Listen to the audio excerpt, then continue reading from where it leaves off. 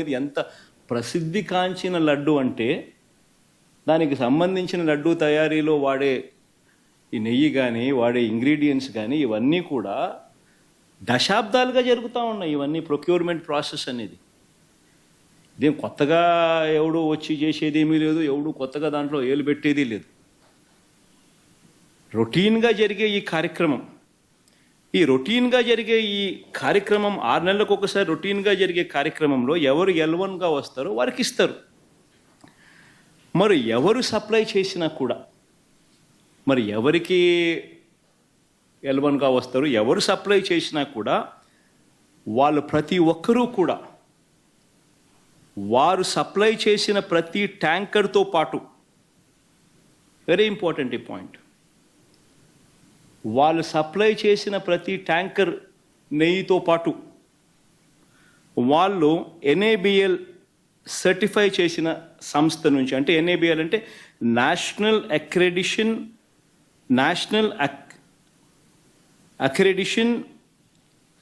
NABL national accreditation board for labs, national accreditation board for labs certify చేసిన సంస్థ నుంచి product quality certificate తీసుకొని రావాలి.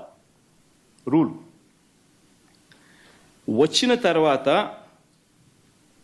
ఇక్కడ TTDలో ఆ ట్యాంకర్లో నుంచి 3 శాంపుల్స్ తీసుకొని 3 రిపోర్ట్స్ పాస్ కావాలి.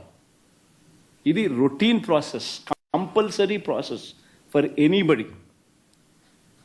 ఈ 3 టెస్టులు పాస్ అయిపోయిన తర్వాతనే ఆ నెయ్యి కానీ ఆ ఇంగ్రీడియంట్స్ కానీ ఏదైనా కూడా ప్రసాదంలో వాడడానికి TTD వాడకంలోకి తీసుకుని వచ్చేదానికి బండిని ముందుకు పంపిస్తారు. లేకపోతే vehicle it self will not even go forward.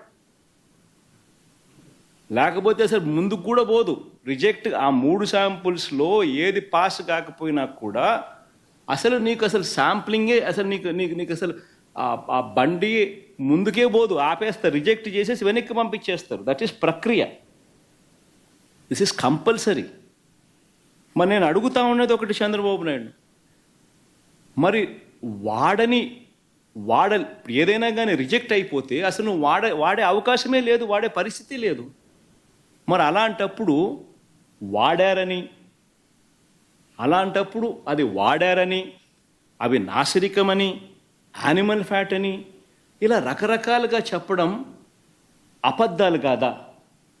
ధర్మమేనా, న్యాయమేనా అని అడుగుతా ఉన్నా. నేను ఇంకొకటి కూడా అడుగుతా ఉన్నా. ఈ మాదిరిగా ఈ 3 సార్లు ఈ క్వాలిఫై అయిన ఈ నెయ్యి సప్లై చేసే సంస్థ కానీ, ఈ క్వాలిఫై అయిన ఈ సంస్థలు ఎవరైతే ఉంటారో వాళ్ళు national accreditation boards for labs నుంచి సర్టిఫై చేసిన సంస్థ నుంచి ప్రోడక్ట్ క్వాలిటీ సర్టిఫికేట్ తీసుకుని రావడమే కాకుండా ఆ తర్వాత ఇక్కడ TTDలో 3 శాంపుల్స్ తీసుకుని 3 రిపోర్ట్స్ మళ్ళీ పాస్ అయితేనే ఇవి వాడకంలోకి తీసుకొని వస్తారు. మరి అలాంటప్పుడు ఈ కార్యక్రమం కూడా ఇదేదో కొత్తగా ఇప్పుడు జరిగేది కాదు. ఈ ప్రొసీజర్ కూడా ఈ రకంగా 3 శాంపుల్లు తీసుకోవడము, ఈ రకంగా 3 శాంపుల్స్ పాస్ అయితేనే దీన్ని వాడకంలోకి తీసుకొని రావడం, ఇవన్నీ కూడా కొత్తగా ఇప్పుడు తీసుకొచ్చినటివి కాదు. ఇవన్నీ కూడా దశాబ్దాలుగా ఉన్నటివి ప్రక్రియ, ప్రాసెస్. చంద్రబాబు నాయుడు గారి హయాంలో 2014 నుంచి 19 మధ్య 14 నుంచి 15 సార్లు రిజెక్ట్ చేసినారు. ఏ మాదిరిగా 14 to 15 times చంద్రబాబు నాయుడు గారి హయాంలో రిజెక్ట్ కూడా చేశారు. ఈ మాదిరిగా మన హయాంలో, YSRCP హయాంలో కూడా 18 సార్లు ఇది ఇలా రిజెక్ట్ చేసినారు. 18 times. తప్పేమీ కాదు, ఇంకా సంతోషపడాలా. ఒక బ్రహ్మాండమైన ప్రాసెస్ ఉంది. అందరికీ నమస్కారం. మహావిష్ణు స్వయంభు ఆ తిరుమల కొండలపై వెంకటేశ్వర స్వామి రూపంలో వెలిసి పాపాలను కడిగేవాడు వెంకటేశ్వర స్వామి, అట్లాగే మనం ఏ కోరిక కోరినా నెరవేర్చేవాడు వెంకటేశ్వర స్వామి అని ప్రతి హిందువు నమ్ముతారు. తిరుమల తిరుపతి దేవస్థానం ప్రపంచంలోనే అత్యధిక సంఖ్యలో భక్తులు రావడం జరుగుతుంది. ప్రతిరోజు 30,000 నుండి 40,000 మంది భక్తులు దర్శించుకుంటారు. అట్లాగే అత్యధిక ధనిక దేవాలయం ఏదైనా ఉంది అంటే అది తిరుమల తిరుపతి దేవస్థానం. అలాంటి తిరుమల తిరుపతి దేవస్థానాన్ని దర్శించుకోవడానికి, వెంకటేశ్వర స్వామిని చూడ్డానికని చెప్పి నెలల తరబడి వెయిట్ చేసి మరీ దర్శనం కోసం వస్తారు భక్తులు. తర్వాత లైన్లో గంటల కొద్ది క్యూ లైన్లో వెయిట్ చేసి ఆ తిరుపతి లడ్డూ కోసం, ప్రసాదం కోసం అని చెప్పి వెయిట్ చేసి ఇంటికి తీసుకెళ్లి దాన్ని పూజ చేసి, ఎంతో నిష్టగా పూజ చేసి అందరికీ పంచిపెడతారు. అలాంటి తిరుపతి లడ్డూలో మొన్న ఏదైతే రిజల్ట్ ల్యాబ్ టెస్ట్ ఏదైతే వచ్చిందో, మన హిందువులు గోవుని ప్రతిరోజు పూజిస్తాం. దేవుడితో సమానమైన ఆ గో మాంసం ఏదైతే ఉందో, లేదంటే చాప నూనె ఏదైతే ఉందో, అది లడ్డూలో కనిపించడం అనేది ఇంతకన్నా పాపం వైఎస్ జగన్మోహన్ రెడ్డికే దక్కుతుంది. ఎందుకంటే హిందువులు కాని వాళ్ళు, అసలు హిందుత్వాన్ని నమ్మని వాళ్ళను అక్కడ చైర్మన్లుగా తీసుకొచ్చి, కరుణాకర్ రెడ్డి అని చెప్పి అక్కడ చైర్మన్ గా తీసుకొచ్చి, ఆయన వెంకటేశ్వర స్వామి ఒక నల్ల రాయి అని చెప్పి, అలాగే ఆ 7 కొండలు ఎందుకు, 5 కొండలు చాలు అని చెప్పి ఒక జీవోని తీసుకొచ్చి పెట్టారు. అట్లాగే వైవి సుబ్బారెడ్డి గారు అని చెప్పి ఆయనను తీసుకొచ్చి, అసలు హిందుత్వం అనే నమ్మని వాళ్ళను తీసుకొచ్చి ఈరోజు మరి అసలు వీళ్లకు ఆ ఆలోచన ఎలా కలిగింది అనేది నాకైతే అర్థం కావట్లేదు.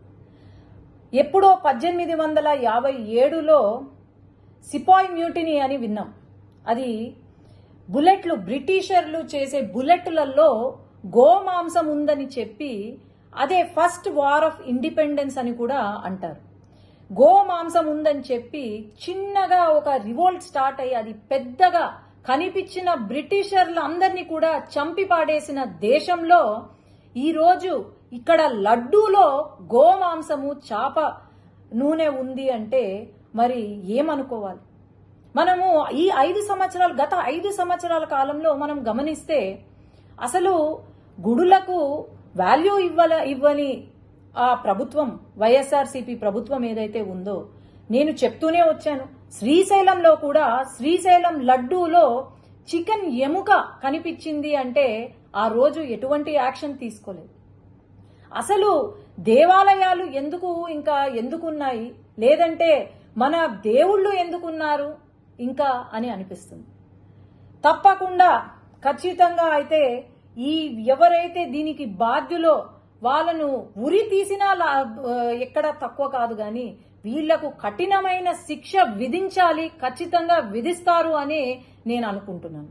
సీఎం గారు వెంటనే, మన గవర్నమెంట్ ఫామ్ అయిన వెంటనే తిరుపతి లడ్డు నాణ్యత కోసం, అది చాలా చిన్న విషయం కావచ్చు కానీ తిరుపతి లడ్డు నాణ్యత ఎలా ఉంది అని చెప్పి ల్యాబ్ రిపోర్ట్కి పంపించారు అంటే ఇంతకన్నా మంచి ముఖ్యమంత్రి, మంచి పాలన ఎక్కడైనా ఉంటుందా అని నేను భావిస్తున్నాను.